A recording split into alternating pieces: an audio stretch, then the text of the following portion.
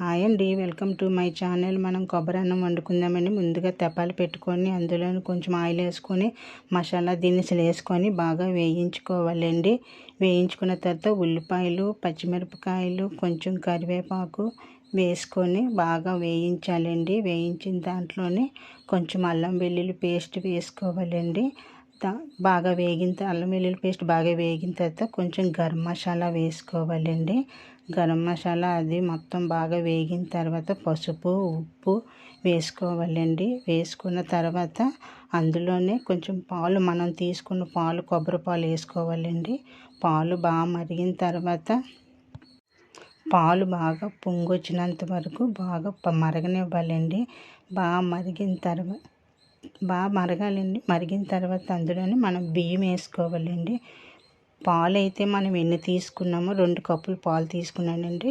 1 cup బియ్యం తీసుకోవాలండి. తీసుకున్నాక అది బాగా మరగనివ్వాలండి. దాన్ని ఉడకనివ్వాలి. ఉడికిన తర్వాత చూడండి ఎంత బాగా కనబడుతుందో, అది బాగుంది కదండి. బాగా దగ్గరికి అవనివ్వాలండి. దగ్గరికి అయిన తర్వాత చూడండి అది ఎంత బాగా కనబడుతుందో. మెయిన్ ఇందులో కావలసినవి యాలకులు, కరివేపాకు, పసుపేనండి. ఈ 3 లేకపోతే బాగోదు. తర్వాత కొంచెం కొత్తిమీర